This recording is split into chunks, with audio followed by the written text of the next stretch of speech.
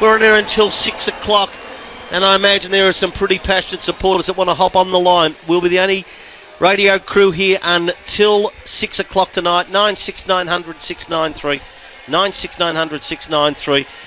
On the Nick Theodosi Prestige Cars Open line in Arden Street, North Melbourne. And of course, the Tyre Power Twitter at 3RW is football. Any thoughts that you have, the panel, Tim Lane, Lee Matthews, Matthew Lloyd, to take the calls in both rooms. And of course, just a little reminder, if you've just tuned in, consecutive draws, Hawthorn and GWS consecutive weeks, 97 points each, as Hawthorn tried to rush it behind moments after the siren, like micro milliseconds after the siren. The scores stood at 97 points each. Here it was 18-9-1-17. Tim, that crowd again, 63,000. Didn't write it down, Tone, but it was 537. It was 63,537 that saw Essendon, in essence, lead from go to woe. Collingwood jumped them early with the first couple of goals, but that was it from the midway into the first quarter.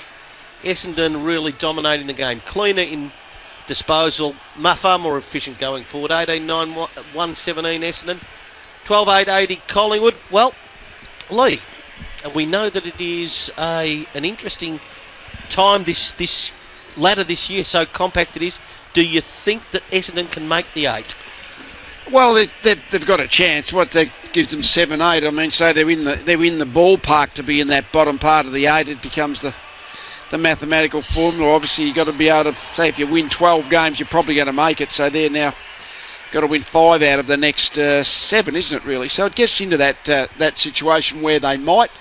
All year, really, we said it even pre-game, that they've actually had some really good wins against some good teams, and then they've dropped some games quite badly. So their best is in the ballpark of the bottom half of the 8, I would have thought. But their consistency has been a little bit lacking. People want to talk to us. John joins us on the open line. John, Matthew Lloyd to take your call. G'day, guys. Look, I think it's unfortunate. It's probably the end of an era for us. I don't see how Nathan can, possibly be reappointed now. It's not the fact that we're losing, it's the manner of which we're losing these last 4 games. And, the players constantly come out and say they're playing for him and they want him to coach, but they're really playing poorly, and I just don't see how he could possibly go forward from here. And, I'm pretty sad today because it's probably the end. Lloydie? I agree. I think changes need to be made, John. You can't just keep turning up each year and expecting things to be different when they haven't been for a number of time. I spoke about it in the pre-game where, unfortunately, there's just been a decline continually. The last 4 years, 11th, 12th, bottom 4 club at the moment. The Magpies, 5 wins, 10 losses. Decision making and ball use just does not improve. And that has to fall on the coach. Peter, you're talking to Matthew Lloyd. Go ahead, Pete. G'day, how are you? Good, thanks, Peter. Lloyd, I know where Collingwood's exactly at. I've known for years. Like, we've been missing a couple of half forwards, or really good half forwards, for a while now. At the end of the year, it doesn't matter who's coaching and who's coming in. We've got to draft a power forwards from somewhere. I know the draft's been pretty bleak lately, and there hasn't been anything there because GWS and Gold Coast have scooped them all up.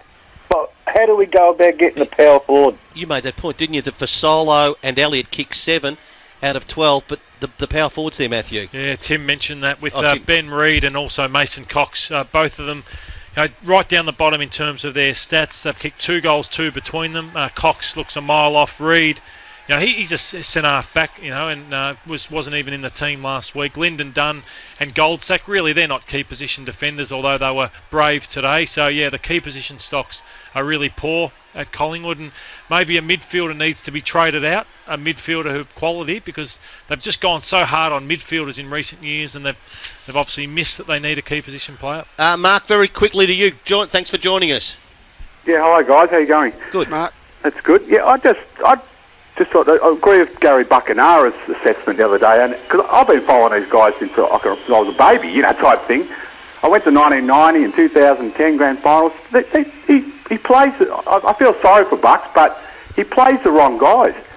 There's guys like Langdon and Sinclair, and as soon as they're fit, they get back in. Well, they're no good. They can't kick. Lee, that's always his comment. So, Mark, you got in mind who you'd like was available this week? You'd like to be playing instead of? Jared Blair. Yeah. Premiership player. He cleaned out most of our premiership players, but Reid can't get a game like last week. Jared Blair. Maybe that Cale Kirby, give him a go. He's a bit of an X factor. Okay, Mark. Thank you for your call to another Mark who wants to talk Bombers.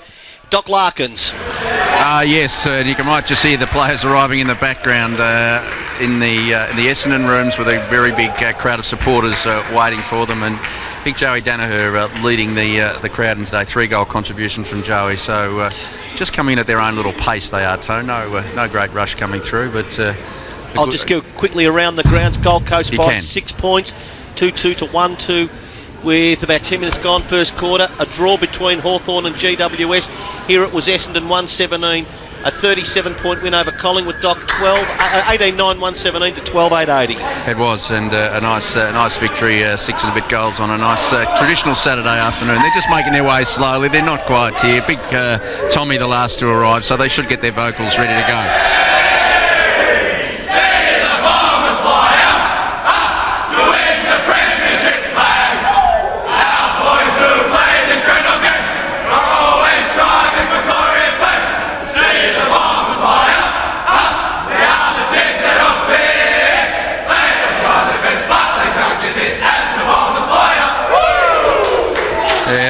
A nice dry song for a change too. None of the clean-up on the floor to have to worry about, and just checking to see if they have a meeting, or I think we're going to get Orazio Fantasia as soon as we can, Tony. He was wonderful. 5 goals, Orazio Fantasia. Mark joins us on the 3RW Open line. Go ahead, Mark.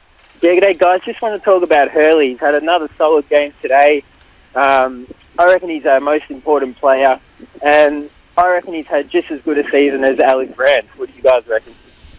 Well, Rance has been special. Hurley's been very good, no doubt about that. I don't know. I think Rance is almost in a category his own, to be honest, in the way he plays that anchor point in the back 50. But Hurley certainly was terrific today, and he's been good for the majority of the year. So I guess it's him and Rance probably are the two, aren't they, Lloyd? I don't think there's anyone else in their category these days. Lee, I should say, on that point, what makes Hurley who came as a key forward, what does he do so right down in defence? Well, he just reads the ball in the air well enough. I mean, that's the thing. There's the defenders who just try and spoil all the time, and he'll spoil if he has to. But if he gets a chance to get 2 hands at the footy, he's able to mark it. It doesn't seem many years ago, Lloyd, when we used to talk about where's his best position when he was playing a bit forward. But I think now the answer's clearly out. He's become a much better player when he's settled in to become that centre half-back anchor point in defence. Paul joins us on the open line. Go right ahead, Paul. Yeah, good afternoon, Matthew and Lee and everyone there. Look, just in reference, I just came from the game, and just 2 points I'd like to raise. The first one is with the forwards coach, as far as inside the 50, I know that there was something in the paper about only like 22% is actually converted into goals. Now, I think that's rather low considering, how much time we've had actually to build a team, and it was a lot different than it was like 6 or 7 years ago when the 50 was opened up a little bit more, sort of thing. I think they need to do something with the forwards coach or change something there because it's too congested, first thing. And the other one, Maine, they're paying $500,000 for him and he hasn't played a game. I mean, that's 2 good quality players there. What's going on there? Must be something with the recruiting as well. Okay, Paul, we'll get an answer. The boys have got that question. Lee Matthews will answer that one, but we do need to go to the victorious Essendon rooms with 5 goals today. Orazio Fantasia had a wonderful afternoon, Doc. He did have a wonderful afternoon and spent a bit of time in the last quarter just getting some nice easy massage work done, Orazio, after it. But look, it was, these 2 teams, we always look forward to the games, of course, traditional rivals, but you'll take a 6-goal win, and it's just nice to sort of have an even contribution and a good one from yourself as well. Yeah, I think, like you just said, it's a big rivalry, but you're in for a contest when you come and play Collingwood. They've got a really, really good midfield. Obviously, Grundy and Pendlebury and Adams and those guys, Trelaw. So, we sort of said from the start if we were in the contest and our pressure and stuff like that was good, then we'd be a chance. Yeah, well done, Orazio. Matthew Lloyd up here. They came at you at certain stages, and it must be pleasing as well after your previous fortnight, dropping games you should have won, that you've powered home and won so convincingly. Yeah, I think so. I think we just had a lapse last week. Didn't play the way we wanted to play, so good to bounce back from that and definitely finish off the way we wanted to. When you talk of a lapse, what are the things you did that you would love to have changed or you brought in today's game in that Brisbane loss? Yeah, I think just our contest and pressure went away from that last quarter last week, Lloydie. Everyone around just went a little bit selfish. So, this time around we stuck to our guns and trusted our process and played really well. Always thought your eyes must light up when you see a McGrath or Merritt or Collier, any of those guys in the middle of the ground who are prepared to run with the footy, break up the lines, and then gives you guys a chance to break to space in your forward 50. Yeah, our half-back is very damaging. Connor McKenna, Andrew McGrath, as soon as they can break a line, we've got some speed in our forward line. Anthony McDonald, Tipper Woody, Josh Green, myself, James Stewart, very quick, Joey and Hooksy as well. So I think we're building a very dangerous forward line. And I like the inclusion of David Myers. I know he's been a player, he's a real confidence player. He's gone in and out, had a lot of injuries, but I thought he was influential to support guys like Job and Heppel. 31 disposals for David today. Yeah, and not just that, Lloyd, just his leadership. You know what he's like, just the way he marches the troops around and sees the game is very important for us. Bit of fire in the game when Zach Merritt went down, Orazio. Was it just a bit of huff and puff, or was it feeling a bit nasty out there? I think the feeling was a bit nasty. I didn't see the incident directly, but that's not what we stand for in our game. So we want to stamp that out straight away. Okay, so a sort of gratuitous high contact from Levi. Yeah, definitely. I didn't see it, as I said, but no, that's not what we stand for. Ratio, what's your biggest haul in a game? Because you got 5 today. I think that one. Yep. Hand on heart, and Lordy and I looked at each other. Did you see 6 goals coming up, half forward right, city end, 35 metres out? No, I was centering that one. Stop it. Good, but well done. This is exciting stuff now for the Bombers, and a real big statement made today. Thanks for joining us on 3AW Football. Too easy. Thanks for having me, guys. Yeah, you're a beauty. 18-9-1-17, Essendon. Collingwood 12-8-80. Just to go back to Paul's question about the forwards and the recruiting, Chris Main's name keeps coming up. You've got to find out, I suppose, don't you? Simple. Well, I think they've probably found out and just decided, it's maybe just a bad selection because, I think probably, even though he's a little taller, he plays like Elliott and Fasalo, don't they? Fasalo, they sort of just tend to be moving into space. They're not big sort of pack marks. I thought Reid was promising in the forward line today. He kicked his sort of 1 goal too, but he actually looked like, of the players that I've seen Collingwood play, he looks, apart from Darcy Moore, he's more a jump at the pack type marker, but Ben Reid is the most likely to give you something to kick to in the air that it's got a chance of getting at ground level as well. Just on the recruiting at Collingwood, you feel like now that they knew Nathan was coming out of contract, it was his final year, we need to get some players in just to try and make us as competitive as possible, and they picked Daniel Wells and they picked Chris Main. And they're sort of like desperate selections in my view, like for where they were at as a football club, and both really haven't given the club what they would have hoped. Incidentally, one of our callers, I think it was the first mark, mentioned Cale Kirby. He kicked 4 in the VFL today in a win over Geelong, and it's anticipated that he might make his debut next week. Tone, a little bit of history. You'd remember round 4 and 5 of 1921. Just refresh my memory. I was talking about it the other day. Well, that's the last time a club has played consecutive drawn games. You know what? I think that's what we were talking about, Tim, the other night. It's 1921. 1921, I'm told. Carlton against South Melbourne and Fitzroy, neither of whom exist anymore, and the club that's done it is the youngest club in the league, GWS. Yep, it was 97 points each at full-time, Hawthorn and GWS, as Hawthorn endeavoured to rush a behind through, which would have broken the deadlock, and so they play another draw consecutive weeks at the Sydney Cricket Ground. Sydney, as we go around the grounds for Vodafone, 3-2-20, the Gold Coast 2-2-14, but here 63,537. Saw Essendon concede the first 2 goals of the day, and then after that pretty much one-way traffic for the Bombers. 18-9-1-17. Collingwood 12-8-80, 5 to Fantasia, 3 to Danaher, a couple of Bell Chambers and Stewart. For Collingwood, 4 to Fasolo and 3 to Jamie Elliott. couple of tyre-powered tweets. Joe, at least Collingwood is consistent. Kay, nothing gained by Buckley staying. I don't think there's going to be anything announced tonight unless the club do anything, but you just sense the frustration, Lee, that of the Collingwood supporters. Yeah, I don't think anything's going to happen until we get towards August or even maybe the very, very end of the year, unless you always know, you said, haven't we, the history repeats itself all the time when a coach is under pressure and all of a sudden you have a big loss. Like at one point there when Essendon were about 7 goals in front halfway through the last quarter, you get to a 10, 11, 12 goal loss. They're the kind of things that really jump on the back of a coach that's under pressure. Collingwood have avoided that basically this year, but if that doesn't happen, something catastrophic like that, then I suspect it won't get played out until the last bit of the year. Plenty of time to take your calls. We're on air until 6 o'clock here at the MCG. 96900 693, 96900 693, the number to call.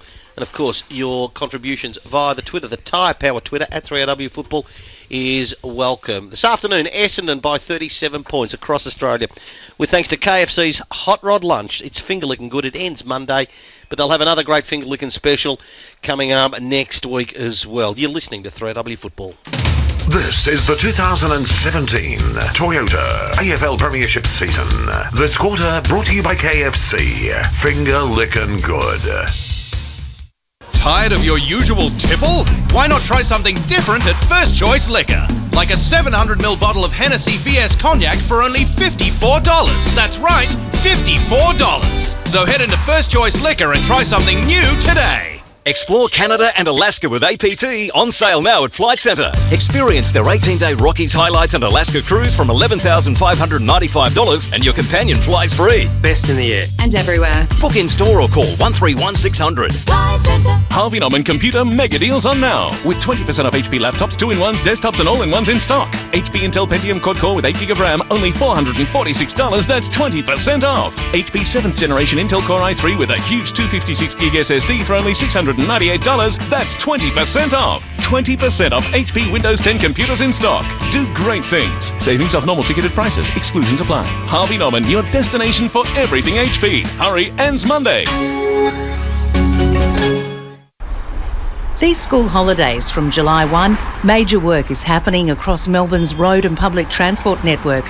We're expecting 30-minute delays for cars and trams on St Kilda Road, with traffic reduced to 1 lane in each direction.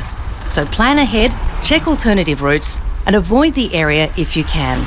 Visit vicroads.vic.gov.au for information on all our July works.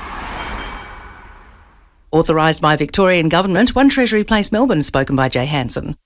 Trolling for barra, micro-jigging for reef species or swim baiting a Murray cod, you need a Shimano Tranx. This series of bait casting reels has been spec'd up to meet the demands of anglers who are looking for a big bait specialist. The incorporation of the Hagane body provides the Tranx with a rigid yet highly durable outer shell that's free from body flexing and transforms into cranking power under load. The new Shimano Tranx sets the bar for raw power and performance. Ask for it at your favourite fishing outlet or shimanofish.com.au. I'm Brian White, Chairman of the Ray White Group. My grandfather, Ray White, began his business in a tiny country town in 1902. Now, over a century later, we now sell more homes in excess of $1 million than any other real estate group in Australia. Are you next? List your property with Ray White and sell for more. It's all part of the Ray White know-how. Find your local agent at raywhite.com. Oh, hi, Nick. Fancy seeing you at the Pancake Parlour. Well, let's face it, Auntie Jess, the odds are pretty high. Enjoying a late lunch? Late breakfast, actually. The Pancake Parlour's traditional breakfast, it's been my goal of the day. Though admittedly, 4 in the afternoon is not a traditional time for breakfast. The Pancake Parlour traditional breakfast. 2 buttermilk pancakes, whole rashers of bacon and 2 free-range eggs served any style with whipped butter and maple flavoured syrup. Served till 5 p.m. daily at the Pancake Parlour. Lovely. If you're suffering from a sports injury, I've discovered a real gem to provide you with the support you need. Opal is an Australian-owned company providing orthotic and prosthetic clinical services for over 30 years. From knee braces to neck supports, the expert team at Opal can fit you with the right brace so you can enjoy an active and independent lifestyle. For an appointment or to find your nearest Opal clinic, call 1300 866 275 or check out their competitive prices on bracing and supplies at opalshop.com.au. That's OAPL. Fantasia has the ball dead in front for Essendon's 6th straight goal, and he has delivered it. Fantasia shoves Maynard out, collects the footy, breaks the tackle, goes for goal, and puts it through.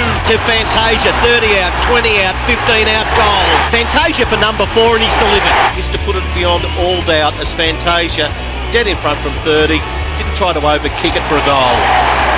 5 goals to Fantasia. 2 after 5, you are listening to 3RW Football. The amount of times Collingwood has been referred to as a soap opera today, or a sad TV show, on our Twitter handle at 3RW is Football. Boys, if you could put that out, we'll read some of the suggestions, because there are a lot of broken black and white hearts today. Realisation that the season is up. 18-9-1-17 Essendon, Collingwood 12-8-80. A drawdown in Launceston, 97 points each, Hawthorn and GWS. And late in the first quarter, Sydney, it's a good stoush taking place. They are 4-3-27. The Gold Coast 3-2-20. Your calls too, if you want to suggest a TV show. 96900 693, 96900 693, or through our Twitter handle at 3RW is Football. Doc, have you made your way over to the Collingwood rooms? Yes, I am, Tony. If we're on the air, we've just plugged in. Yes, we certainly are. Just sum up. First up, let's do an injury report first up for Morris Blackburn Lawyers, who are experts in personal injury, and we'll start at the Essendon, the victorious Essendon rooms. Yeah, I don't think any major concerns will come out of that. I mean, Michael Hartley, obviously early in the game, second quarter, got a heavy left cork thigh, had a fair bit of treatment, had the protective or compression bandage put on that and played out the game, was limping at the end. And generally with the players at that level, they do come up the following week and are able to play. So I expect him to be okay, a bit like Tyson Goldsack last week with his cork thigh. Mm-hmm. Josh Green had a badly dislocated little pinky finger, the 5th finger on his right hand. Took some time to get that back in, strapped it up. He'll be pretty sore, but normally would play. And Zach Merritt, who we may be able to speak to, depending on how we go at Collingwood when we go back over there. Now, he got hit and we saw him go down, have to go off the ground, have a head assessment done. He did lay still because he got hit more in the throat and he actually got respiratory distress. And what I mean by that is he couldn't breathe because he had spasm in the larynx. So the hit was definitely to the throat and then slipped up into the jaw. But just under AFL rules, they did the concussion and head assessment. We saw him go back on the ground and had a pretty good game. Of course, Zach, with a couple of goals, contributed one to Joey and kicked one himself after that. So that was the major concern with him. No concussion diagnosis, hence he was able to return to the ground. Over here at Collingwood, Jeremy Howe was a late withdrawal with some calf tightness at training. They were worried that he would tear that if he played, and so he was replaced by Scharenberg, and they're expecting that, Howe's walking around here, looks pretty comfortable. They're expecting him to be able to play pretty soon, and we are able to go with an interview here if we want to, Tone. Yes, please. Lyndon Dunn is about to be eared up, so good stuff. If we can get... Yep, no worries at all. So Lyndon's just standing next to me right now, Tony, and I'm breaking him away from his family, I think. But Lyndon, thanks for joining us. It's always tough after it. It was, we said, one of those competitive days when Essendon and Collingwood, traditional rivals. I mean, you knew it, Collingwood in one sense, but just today, just not quite able to keep the pace with them, and disappointing not to be able to have another win. Yeah, it was definitely our most disappointing effort for the year, and the boys are pretty flat, obviously, but we started the game really well. We know that Essendon like to get out of the blocks, and felt for most part of that first quarter we were in control, and then cheap turnovers cost us, and I think that was the story of the day in the end. Bad luck, Lyndon. Matthew Lloyd up here, but you talk about the turnovers, but even when you were controlling the play, I still felt you weren't willing to take risks as a side. You were going backwards and sideways a fair bit too often. Did you see that from where you were? I felt like when we did have control of the ball, we moved it and shifted it well, and that's something we do well as a side. And early we were trying to pull kicks into the corridor, and we know that Essendon love to go through the corridor and rely on those turnovers and slingshotting back towards goal, and we just pulled the trigger a little bit too much on those kicks, and bit off a bit more than we could chew, and it was a bit unpredictable for our forwards and moving the ball down the ground, which would have made it hard to for the forwards to work well together and for us to score. Is that one of the reasons that your personnel in the ability to sort of carry the ball to break into space? Like, we thought if there was just distinct difference between the two sides today, and you would have seen as a defender, that when Essendon had a few players who could just carry the ball quickly through that 10-15 metres and sort of break the lines, whereas your midfield group doesn't seem to have too much of that, so you have to actually just try and shift the ball round and not necessarily play quick. Yeah, that's right. I think on defence today we really lost, especially through the midfield, lost the reference of our opponents. And I know as a defender that it's pretty hard to. Most teams are looking to come forward and you want to squeeze the ground, but when you've got 2 or 3 blokes sitting in front of you, it's hard to make a decision. And it wasn't only on our midfield today. Our hunt in our forward line early was poor, and even out of our back line, some of our ball use really hurt us. So it was a team effort today, and a team effort for all the wrong reasons, unfortunately. Just on that, Lyndon, Nathan Buckley in his press conference, it's going on at the moment, has spoke really as he's the most disappointed he's been in his players, really, in that performance today. How did he put that across to the players after the match? Yeah, that's exactly what Buck said in the rooms. It was our most disappointing effort for the year, and we can feel that out there on the ground and coming into the rooms after the game. We put our stats up on the board and our KPIs, and a lot of them were either red or in dark orange, and you're not going to have a great day out if that's what you're coming into after the final siren. So Bucks was really clear with the playing group after the game, and we definitely felt the same way. It's the biggest club in the land, Lyndon, and your first year there, you'd be learning about the heat that comes on, I guess, when things aren't going so well at Collingwood. Yeah, Collingwood supporters are definitely passionate. It goes both ways, I suppose, but if you want to be the biggest club in the land, then you've got to take the good with the bad, and at the moment we're not performing, and our fans have every right to be disgruntled with the way we're playing and the results that we're getting. It's not good enough. We're not going out on a weekend to play this way, but it is what it is at the moment. We've got to find something next week up on the Gold Coast and for the rest of the year to rectify our season, and we're not laying down now. Only got to play the players who are fitting well, but when Jamie Elliott's fitting well, Fasolo was pretty good today, but that ability for him to be really effective as a forward, but he just keeps missing games, I guess. Yeah, Billy's had a really tough run with injury, we know, with his back and with his ankles this year, so he makes us so much better and straightens us right up, even though he is only not even 6 foot nothing. He's a great player, and he releases our other forwards, and Fazzy Boy was good today too. One more thing for me, Mason Cox, he's the ruckman forward, but he often looks like he's actually almost playing as a running big rather than just the big tall forward you can drop the ball on his head 15 metres out. How do you want to be going to him when he's playing in the forward group? Yeah, well, he's obviously a big lump of a man, and we want to be putting it to his advantage, and he can obviously take a grab, and if he gets his arms in the air, there's not many blokes that are going to go with him. So, our ball movement going forward and its unpredictability today, probably affects Mason, the way he goes about his footy, and we're going to need to find a way to go a little bit more direct to him and use his advantages. Last one, Lyndon, it's a hard one, but I want to ask it on behalf of Collingwood supporters. They'd be driving home and saying week after week it's turnovers and it's poor decision making. Why can't it change, and why is that in your view? Well, Lloydie, it's a bloody good question. We train well during the week. We've got great ball users.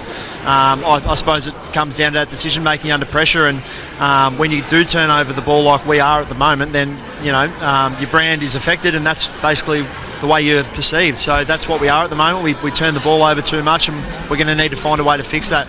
And we do work on that during the week, and the boys are putting the time in, but I suppose it comes down to that game pressure and just letting yourself go and be in the moment. Appreciate your time, Lyndon. Thank you for joining us on 3AW Football. Thanks, boys. 18-9, 117 Essendon, 12-8, 80 Collingwood. Doc, if you are still there and still monitoring me, you went through the Essendon injured players for Morris Blackburn lawyers. Can you take us through, is there any issue out of Collingwood? No, just to repeat about Jeremy Howe's late withdrawal with the calf tightness.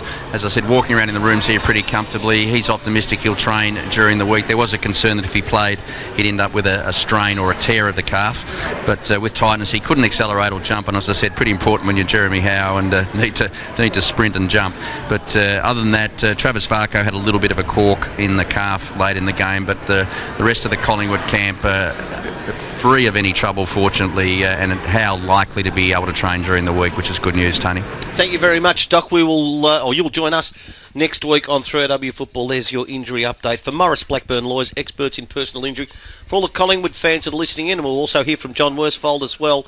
But for all the Collingwood fans, there is a fascinating press conference from Nathan Buckley, and that will be up next. So you do not wish to miss that. John joins us before we get to the break. John, Matthew Lloyd to take your call. John? G'day, Matt, mate. I joined up Collingwood on the 11th of March, 1977. It's over 40 years as a member. Mate, I ripped up my bloody membership. You've ripped up the membership, which, okay, John, I always thought was... I'm just flabbergasted the way that the game's been going. We've got a lot of guns out there. Why don't we bloody hell well use them? Okay, what is... Matthew, there doesn't appear to be a quick fix. In fact, doesn't seem to be a long-term fix. Is one of the issues that they just don't have some genuine excitement. Their best players, it's Pendlebury still the best player who's a veteran. Sidebottom is a veteran. What is it about Essendon? Sorry, beg your pardon. What is it about Collingwood that clearly is just not working through your eyes? Well, I want the question I just asked, ball use, decision making. But I think for the rest of the year, the way you get excitement is by playing youth. And I look at whatever youth is on the list. And Tim, the player you just mentioned, what was his name, Tim? Cale Kirby. Cale Kirby, yep. Dacos, Callum Brown. Just play them all for the next 7 weeks and see if you can find some players. And that's where people like John, who are frustrated and angry, don't get the same all the time. They see some sparks in some players that maybe you can go for. That's what gives you hope. It's interesting. We're talking next generation, aren't we? Right. Next generation are probably the under 22s, under 23s. That part of the club. And I'm looking through the team sheet today just to say, well, who fits that bill that's going to give you some excitement? Well, Darcy Moore didn't play. He's a promising young forward. We know that. I'm just looking through. Dugowie maybe gives you a little bit of spark that he's going to be a good player of that category, but you just don't look at that group and say they're going to take us to the top. Like, they just don't look that imposing. And I think that's probably the most disappointing thing. If you're going to be sort of a battling in the win-loss ratio, haven't played finals for a few years, and the next generation doesn't hit you between the eyes as having enormous promise, that's when you sort of get a bit dejected about what the future going to hold. We will take more of your calls, 96900 693. Want to hear from happy Essendon supporters. This was an impressive victory, 37 points the margin there. But coming up, we will have Nathan Buckley's press conference, of which there is some more than interesting things having been said. Quarter time, it is the Gold Coast by 5 points over Sydney. It was a draw down in Launceston, 97 points each. Hawthorn and GWS, and here 63,500 saw Essendon win by 37 points, 117 to 80. Nathan Buckley up next. You're listening to 3AW Football. Another Saturday night classic. From 6 p.m. at Etihad Stadium, the Tigers and the Saints. Richmond with numbers. They've got a bit of a run here. Elton gives that little handball off in the left forward pocket. Reebok snaps on the right. Tigers on the board in the best possible fashion. Join Jimmy Bartell, Michael Christian, Shane McInnes and the team. Oh, brilliant tackle! For KFC, 3AW is football. Neil's valuable player. It's my reward to you for being part of the program. Could be anything. Phone call, email, reality check, news tip, an idea. The only rule is be part of it. Add to the program. You could pick up my MVP award. The MVP of the week gets to experience a Mercedes-Benz for the entire weekend. And if you're crowned the champion at the end of the MVP season, you'll be awarded a 2017 Mercedes-Benz A180, courtesy of 3 Point Motors. The MVP award, 8:30 weekdays on 3AW 693. The Power of Advice series with Peter Switzer and Tony Dimitrovsky, Senior Financial Planner at Commonwealth Financial Planning. How can people help future-proof their retirement, especially when you're considering things like increasing costs of living? The cost of things are always going up, and that's unlikely to change moving forward. I think having a good budget and really making sure that they've got really good cash flow management in place, because with those disciplines instilled, hopefully from that angle, if we do have savings plans, then those sorts of things can continue to make sure that the retirement savings or the future savings for other goals prior to retirement are still achievable. Make today count. Call 1-800-138-713 or visit combank.com.au/plan and discover the power of advice. This advertisement is not considered your personal circumstances. You should consider talking to a financial planner before making any financial decision. Commonwealth Financial Planning is a wholly owned but not guaranteed subsidiary of Commonwealth Bank of Australia. AFS licence 231129. Harvey Norman computer mega deals on now, with 20% off HP laptops, 2-in-1s, desktops and all-in-ones in stock. HP Intel Pentium quad-core with 8GB of RAM, only $446, that's 20% off. HP 7th generation Intel Core i3 with a huge 256GB SSD for only $698, that's 20% off. 20% off HP Windows 10 computers in stock. Do great things. Savings off normal ticketed prices. Exclusions apply. Harvey Norman, your destination for everything HP. Hurry, ends Monday. These school holidays from July 1, major work is happening across Melbourne's road and public transport network. We're expecting 30-minute delays for cars and trams on St Kilda Road, with traffic reduced to one lane in each direction. So plan ahead, check alternative routes and avoid the area if you can. Visit vicroads.vic.gov.au for information on all our July works. Authorised by Victorian Government, 1 Treasury Place, Melbourne, spoken by Jay Hansen. Same old brew not doing it for you? Why not try something different at First Choice Liquor? Like a carton of Max Dry bottles for only $38. That's right, a carton for only $38. So head into First Choice Liquor and try something new today. Good grounds in great condition make for a top game of footy. Give your lawns that lush, green, professional look with Munn's Lawn Fertilisers. Australian designed for Australian conditions. Munn's, proud supporter of 3AW football. 18 after 5, 3AW football night falling at the MCG. Bleak day for Collingwood. Essendon by 37 points. A draw in Launceston. 97 points each, Hawthorn and the Giants. And early stages, Gold Coast and Sydney. In the second quarter, it is Gold Coast by a point. We'll get to Nathan Buckley's press conference very shortly. Mark joins us, who's a Bomber fan. Mark, have a chat with Lee Matthews. G'day, Lee. How are you, mate? Yeah. I really enjoyed the game because Essendon won, of course.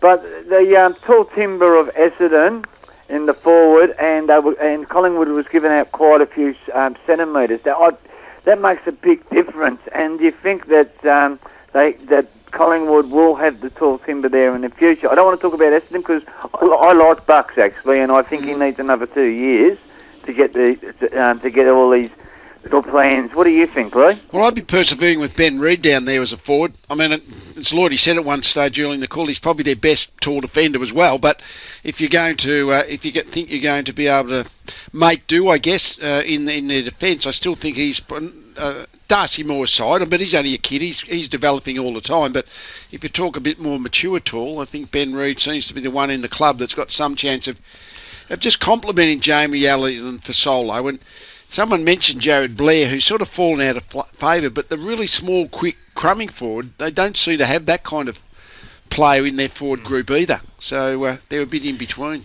Thanks for the call, Mark. Nathan Buckley's press conference.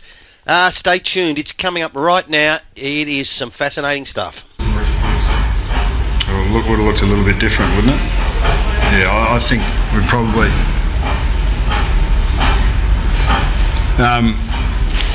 feels like we've reached a bit of a tipping point, to be honest, with the players. You know, just that effort we haven't seen all year. The contest was off. You know, we just didn't work hard in defence.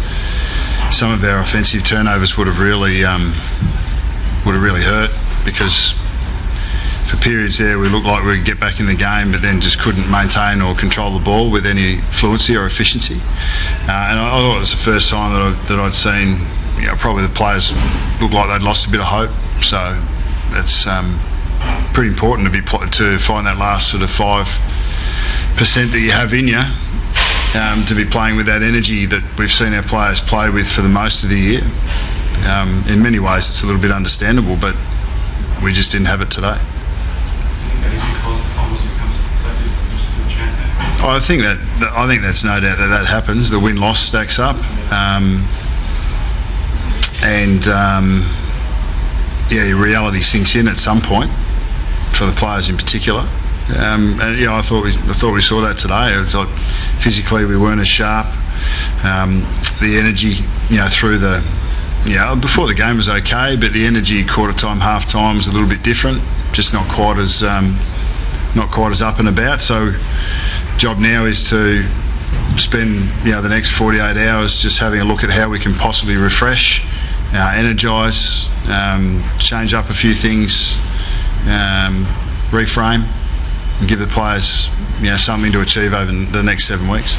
First 15 minutes, you seem to control the footy, but without a lot of fluency going forward. I mean, what did you make of that? Did you sense that more? I don't think we lacked fluency in the first part of the game. We controlled the ball, we shifted it sideways, and but that's. I know I can understand people wondering why you would actually kick to a teammate across the field. Well, the reason is that you pull your opposition defence out, and Essendon are a side that fold back a fair bit. So we wanted to work the ball into an area where we could go deep inside our forward 50, and we hit the scoreboard early and probably had another 4 or 5 opportunities that we didn't, but we defended quite well, field position. The game looked very different in the first 10 or 15 to what it ended up becoming, and it was an open game of table tennis, ping pong, all the way up, all the way back, and we didn't want to play that way, and we weren't able to get it into a contest often enough. What did you make of it? Yeah, well, Levi, I mean, I saw it briefly, so I see it's slid up off the shoulder. I don't know, not an MRP specialist, but I don't think there was any intent. It didn't look like there was any intent to catch him on the chin.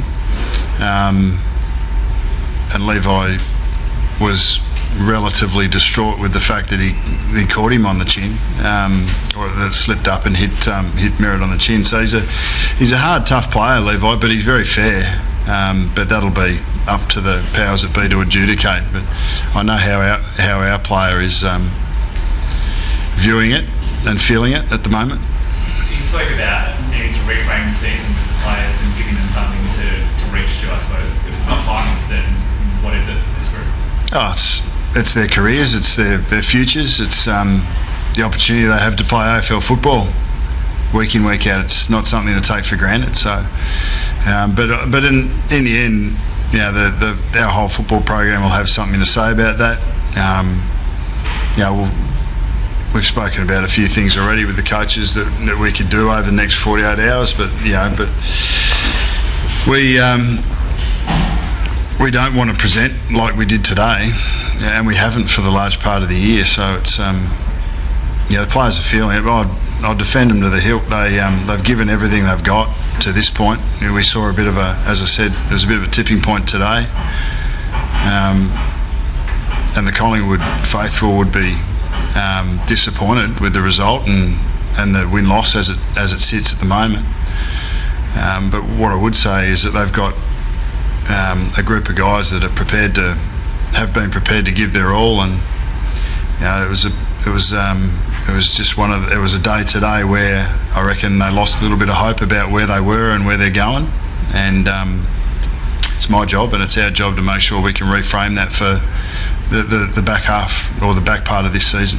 So 5 and 10, hope, lost a bit of hope. Yep. How's your hope? What do you see going forward? Good question. I mean, in the end, it's the focus has been relatively short term, and trying to make the most out of every opportunity that we get, and even a team, even Adelaide that are sitting top of the ladder at the moment, would still have a short term focus week by week to go and win that game of footy. So that opportunity is still there for us, and that's still got to be how we go about it. I'm not sure if the VFL get up today. So our VFL program's in good form. We've had some really good wins in the last 4 or 5 weeks, and it might be bringing in a kid before his time just to give him a look. But in the end, we'll make whatever the best decisions are for the football club going forward. Those decisions will be made on our players, and we'll continue to try and find the best way forward for the club to get from where it is to where it needs to go. Your future?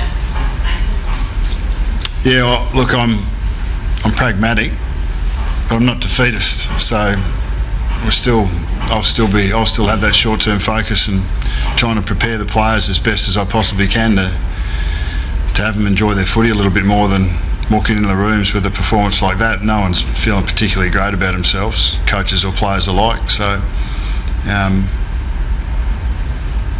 I'll dust myself off and make sure that I'm having as strong an influence positively as I can on the group for next week and for the back half of this year as well, back part of this year. Sorry to bring it up again, but last year you said if you don't play finals, you want to keep your job, and now you're conceding that finals are pretty much out of the picture. So. I'm glad you asked that, because no one had asked that yet, and it's been 14 weeks in a row, so I know I said that, and it'll all come out in the wash. Are you concerned that the situation with coaching could impact the team in terms of, you mentioned a hope, is that playing a role? They're only human, and there's no doubt that it does. There's no doubt that it does impact in some shape or form, but that's the reality, and it ain't changing. So we need to make sure that we understand that, look after the things that we can control, and prepare as well as we can for next week. What about your confidence in your own ability? Is that wavered at all? No, I do my job as well as I possibly can, and try and encourage others to do theirs as well as they possibly can. There's two things in it. I think there's hard work and there's talent. I'm working really hard. Do you think you've got the talent at your disposal to say where the game plan you're trying to do today? I think we've shown over the first part of the year that we actually have. The question we ask ourselves in the match committee is it just that we're making poor decisions, or that we're failing to execute more offensively, more with ball in hand? Is it flawed, or is it something that we're just working through to get better at? Today was a regression, and we actually changed after half time. We changed the way that we wanted to move the ball, the way that we actually coached it. We changed that based on some really poor turnovers in the back half, through the second quarter.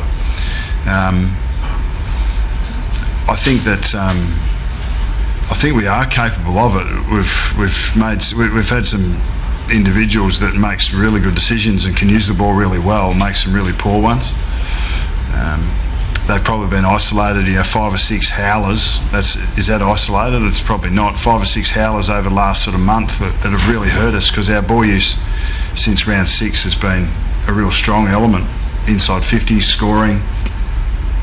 We're actually we've been turning the ball over less, but the turnovers in the back half have been really hurting us because they've been so poor from a decision perspective. So I suppose they're some of the questions we need to ask ourselves for the next 7 weeks. Do you see yourself as a far better coach, a good coach now than you started 6 years ago? Yeah, I'm not going to open up on that now. If you've got any more questions about Essendon, I'm happy to discuss that, but it's not something that I'm going to open up on. You stated Magpie faithful would have lost a bit of belief today. What can you tell them to get them? What's your message to them? How can they get that belief back? What positives do you see? Well, it only comes from demonstration. Words are cheap. So what I have said and what I will say is that they've got a playing group that work hard, that want to be successful, that have turned themselves inside out for the most part of this year. What you saw today wasn't representative of where they've been at for the season. And it's our jobs to continue to look for that, and it's the players' jobs to keep understanding that we're in a very privileged position to be wearing this Guernsey and to be playing AFL footy. So we're not going to take anything for granted, and we're going to keep putting our best foot forward. And that was Nathan Buckley's press conference. Lee, we decided to play it in its entirety, but you sense the emotion and the roller coaster that he's going through at the moment.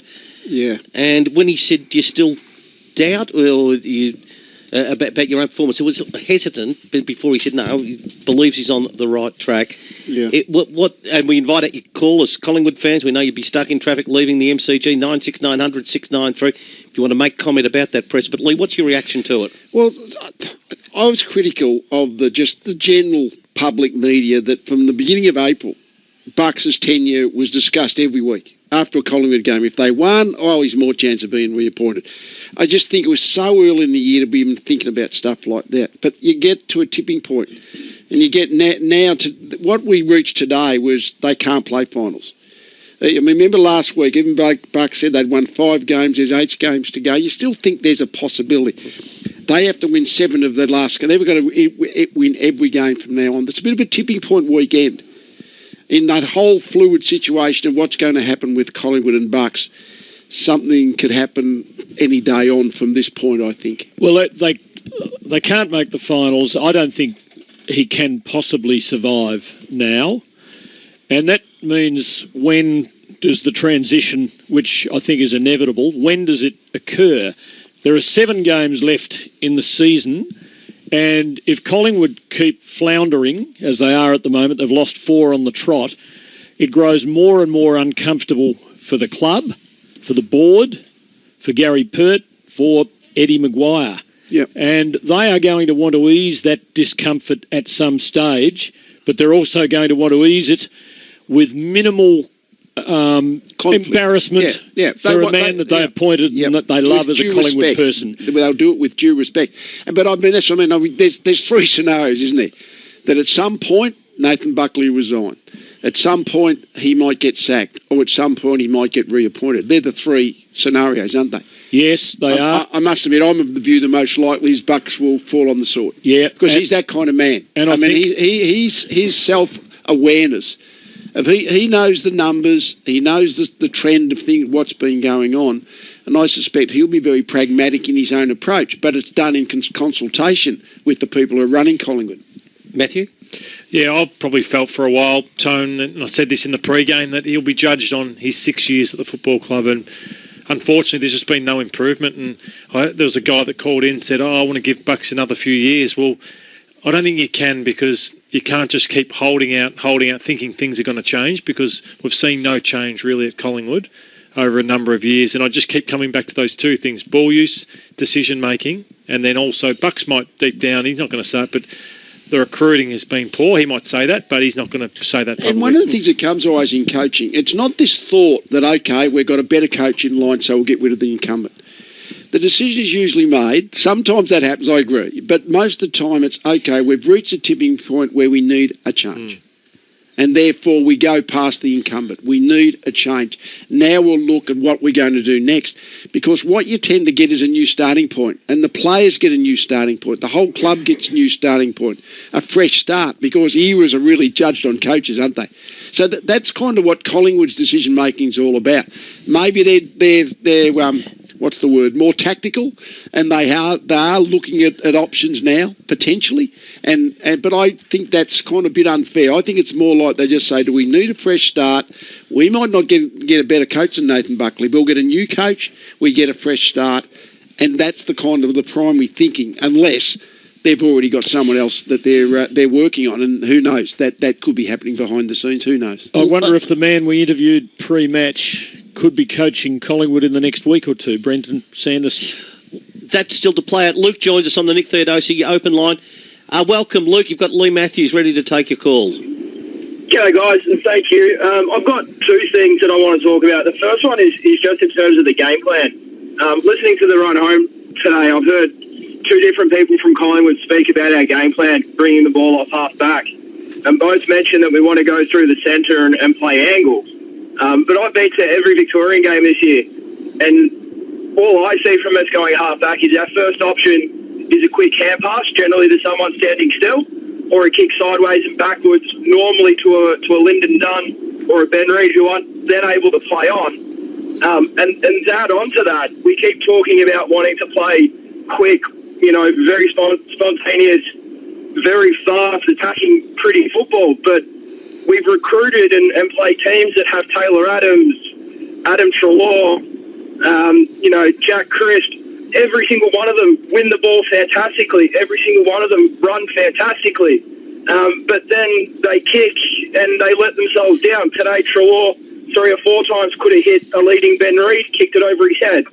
Taylor Adams gave up 3 or 4 goals, kicking in to the centre and missing easy targets. Do we have a game plan that our players can play? And is that the reason why Buckley had to change his coaching style at halftime today? Oh, I'm a game plan cynic. I think game plan is just a word that everyone trots out. That what happens with players, I suspect that most clubs, if they had the personnel, perfect game plan, perfect personnel. They would all 18 to be trying to do the same thing. The variations in the game plan for me are more on what personnel have we got. So how do we, what do we try and do to maximise the effectiveness of our personnel? And I guess one of the things that seemed appropriate, and early in the game, Collingwood had control of the footy, but they were spreading it from side to side, going into their forward line really slow. They generated a few shots, but then that next 10 minutes, they turned the ball over in the centre square 2 or 3 times. Essendon went and kicked goals. All of a sudden, the game changed. All it means is if you've got to play fast to score, and I don't think Collingwood play fast well, because their midfield group, Treloar's the only one who can run with it, but he's likely to turn the ball over. The rest of them aren't really fleet of foot. And I think the heaviness of the situation, which Nathan Buckley has alluded to in his press conference, is affecting the players now. Potentially. They played poorly. They didn't play as well as they can today. Emma joined us on 3AW. Welcome, Emma. Oh, hello. Thanks for having me on. I just want to make the point that we've lost a few games by a few points, and you changed the situation there, and Bucks is a hero. So, I think we can focus on the negatives a bit too much. And look, today wasn't great, but I don't know. Emma, you see those cartoons in the paper, showing graphs of businesses that are going south. And I've just done the number of wins over the last few seasons. In Mick Malthouse's last year, it's a horrible contrast, but Collingwood won 22 games. The next year, in Nathan's first year, they won 17. The next year, 14. The next year, 11. The next year, 10. The next year, 9. And they're currently on 5 with 7 to go. And they don't look like winning too many of those. Jeff Walsh said to us last week, it is a game of wins and losses. Well, it's too. We try and talk about game plans and rate coaches from the media box. I just think it's impossible. It's hard enough to rate a coach's contribution to the net effect of the team from within the 4 walls of Collingwood. It is just so hard to know, for all these things, is the coach helping us, or someone else might be able to do better, which is why the numbers eventually are the only thing that matters. We've got and the numbers are compellingly poor, unfortunately, aren't they? The trend, Tim. No one can withstand that graph.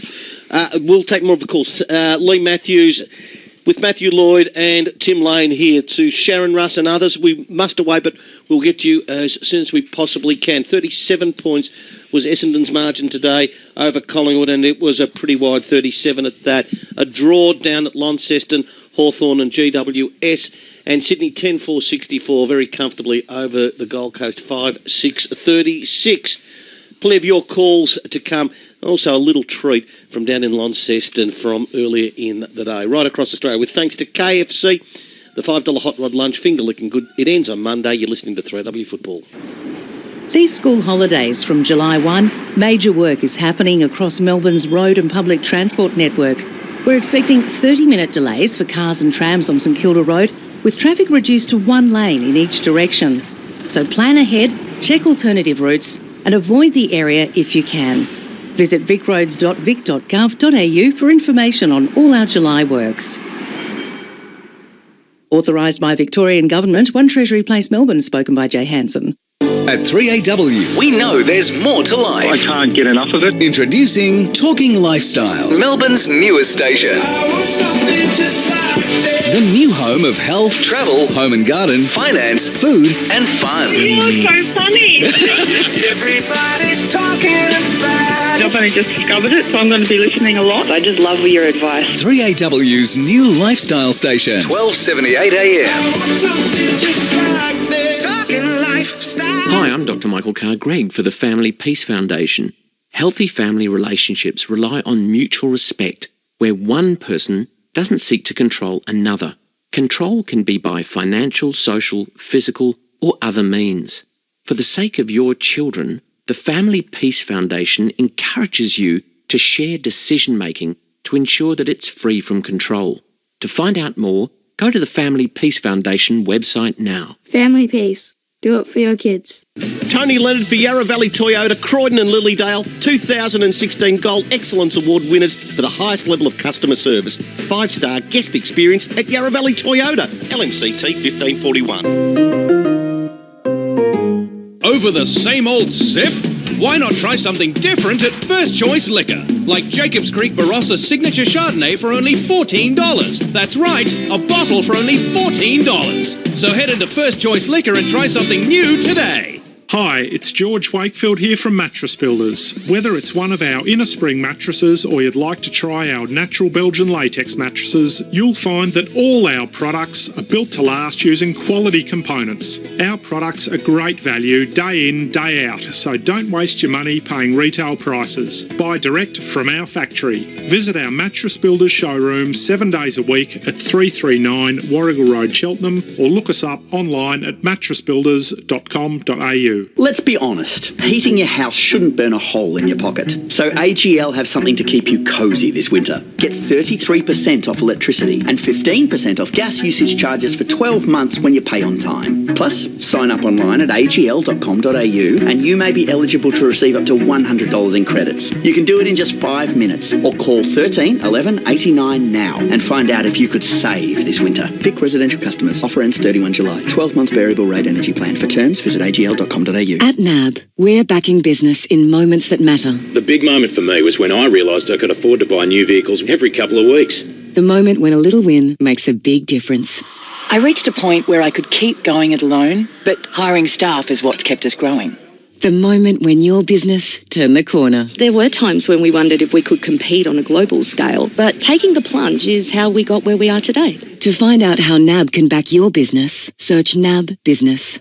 NAB. More than money. Ball bounced back in the middle, knocked down Mitchell, got it to Shields. The Hawks with one chance at victory, knocked down by Lobb. Any score will do. Langford after it. It's touched off the boot. Bouncing ball, seconds ticking away. Knocked by the Hawks, just have to get it over the line. Burton slaps it. No score. It's rushed through. No score. It's rushed through.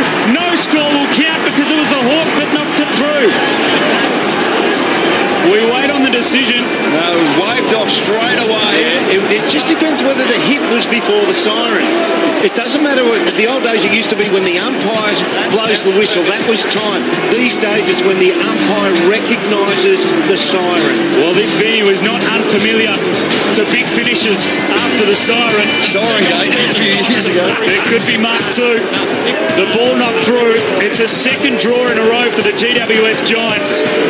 And the players are out on their feet. What a contest we've had here at Launceston. Courtesy of Fox Sports, our dear friend from 6PA, Adam Papalia. It was a draw down in Launceston. Here, though, the big story is unfolding. Essendon very, very comfortably today by 37 points. And at half-time, up in Sydney, it is a pretty substantial lead to the Sydney Swans. 65-36, 29 points the margin. We did keep faith with our listeners. And then who's doing the Vic Super Votes? Matthew is. We'll do that before we get to then. Sharon joins us. Sharon, welcome. Hi, how's everyone going? Terrific. Go right ahead. Sharon. Because we're very sad going home, being Collingwood supporters. We go to support our team. They're a really good team. We know they try really, really hard.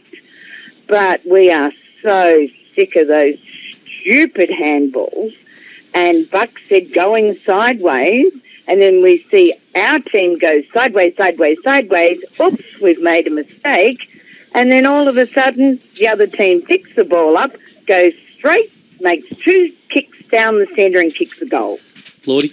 Yeah, I can feel your pain, Sharon, because I'd be frustrated too if I was a Collingwood supporter. What you've had to watch for a long period of time now, and you know, really close losses mean nothing. At the end of the day, you want to see results and you want to see improvement. And the way Essendon scored today and the way they moved the ball was exciting to watch. But for Collingwood, it was hard work, really. And you had 2 small forwards who looked dangerous most of the time, but it was either a turnover or the wrong option, which eventually has you lose by another 6 goals. Hello, Russ.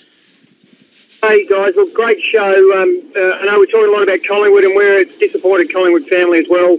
The Dons played well today, but my concern is the uncertain nature of where Collingwood sits. I mean, we're probably better off losing every game from here on in so that the club makes some really decisive changes. The worst thing would be to muddle through in mediocrity. And I think the example for me was watching today, as I did at the City Road end there, City end, was Scharenberg in that last quarter. My concern is that kids like that will, without any direction, leadership and strength finishing off the year, that kids like that will go, you know what, I reckon heading back interstate or heading home to another club might just be a go. Is there a risk that if some decisions aren't made, some decisive action by the board, that we're going to lose a couple of these talented kids we've been looking after for a couple of years? Well, all those things are. I don't think that's probably going a step too far. But players ultimately. There was some good articles every now and again about momentum, but belief, and basically coaches are sellers of hope. What you're trying to sell to your players, if you do A, B, C, D, all the things that we're asking you to do, we're going to be successful. You're going to be a good player. We're going to get the joy of winning. And if you're not winning, then players start their belief gets shattered because all of a sudden they're not getting the encouragement of the belief that we're winning. So therefore our belief grows. It's like a cycle, and clearly when you start to lose a lot and not win much, then that belief starts to get really fragmented, and players start they almost start critiquing. I asked the question. I asked the Collingwood player that I was interviewing at some forum. Do you start critiquing the coach? He said you don't, but you do. Players will start critiquing the coach. What's the coach doing to this performance? So that it's just part of the parcel of if you start losing a lot, and particularly if there's a number of years now, and you saw the numbers before. So they've gone the 11-10-9 win, so they've been in the finals ballpark, and they've dropped even further below that. So there'd be a lot of might be as much in the subconscious as it is in the conscious, but it does happen. Is doing nothing an option? Basically, Nathan coaches through to the end of the year, and the players that are still on the list basically play for their careers? Or do you believe something has to happen? No, sorry. I don't feel that something has to happen at all. I think, but any time from now on, something could happen. The players, a lot of players, I don't think they're going to desert Collingwood. I don't think the players that's going to say, we're going to desert Collingwood all of a sudden in the next month. The hard one is trying to attract players. I think at the moment, part of it. At the moment we hear Lever's being courted, Mitch McGovern's being courted, Dustin Martin's being courted, Fife has in the past. So if you're Derek Hine and the list management and you're trying to land a player, well, first question you'd be saying if you're a player, who's coaching next year? So that's where it can become tricky when you're not making a decision for a fair period of time. Let's head up the river to Etihad Stadium because there's a massive night, not only on the field between St Kilda and Richmond, but a night of special significance for the Revolt family. As I welcome in Jimmy Bartell, lovely to catch up with you, Jim. And you're going to see an absolute beauty tonight. Yeah, an absolute cracker of a game. I'm really excited to watch this. I'm not sure who will win this because they both have their clear strengths, but you did mention a fantastic night for the football community as they gather for Matty's vision, and we're going to be speaking to Joe Reitwald tonight, and he'll take us through it all. Good stuff. Just on that, you played in some wonderful times down at the Cattery, but I think 2006 was probably a bit of a flashpoint for the team, was it not, down there? Is doing nothing an option, just staying the course to see how the year pans out, or does something big have to happen at the Pies to satisfy the supporters? Well, I think that's part of that review that they announced they were doing throughout the rest of the season and see where you've got some inefficiencies and what could be done better, and even a review of some of the personnel in the staff. And that's what they did down at Geelong, and it might have seemed from the broader footy community that we just stayed the course, but a number of people came into our club, different fitness staff, and Neil Barmer's, a lot of people might remember he came in and had a big impact as well. And a special night too, because, a special night, but admittedly up in Brisbane, and that is a young man who, well, it's so serious was his injuries, his internal injury, we might have been talking about him in the past tense. Thankfully we're not. And a great milestones reached for one of your great teammates. Yeah, it still gives me goosebumps when I flash back to Tom Lonigan and the injury that he received. Brad Miller clattered into the back of him and he lost his kidney. And it's not a flippant statement when it said that he could have lost his life. They had to replace his blood over 3 times. They actually ran out of blood at the Geelong Hospital, and they were doing emergency calls to Ballarat and Bendigo to help him. He was in induced coma for quite a while, but unbelievable comeback, premiership player, one of the best fullbacks Geelong's had, and just a great club man. Look forward to you and the team taking it up after 6 o'clock, Jim. Thanks, guys. Jimmy Bartell there, which leaves basically the last thing that we'll be doing here, and that is the votes for the Vic Super Player of the Game, proudly supporting the Eco City World Summit this July. Learn more at ecocity2017, that's the number, .com, ecocity2017.com. Vic Super involving themselves in a number of community and worldwide projects.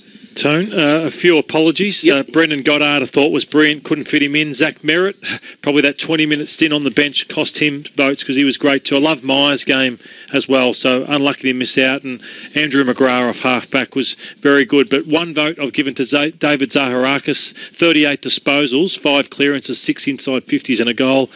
2 votes I've given to James Kelly. I thought when the game was at its hottest, Kelly was one of the best men on the ground. 32 disposals, 7 tackles, and plenty of rebounds from defence. 3 votes I've given to Dyson Heppel. Heppel had 32 disposals, 10 score involvement, so he was magnificent. 4 votes I've given to Orazio Fantasia, 5 goals in the game, sensational. And 5 votes I've given to Michael Hurley, just... Hurley had 30 disposals, 11 marks, 8 rebounds from 50, continually creates attacks with his play. VicSuper.com.au, the Vic Super player of the game is Michael Hurley. We will be back to wrap it up. Xavier Campbell has tweeted out on the Tyre Power Twitter. Well done to the boys today. Strong response. Thanks to the Bomber faithful. Great support again. Line and length there. Yeah, very much so on the Tyre Power Twitter. Back to wrap it up from the MCG. Essendon victorious by 37 points.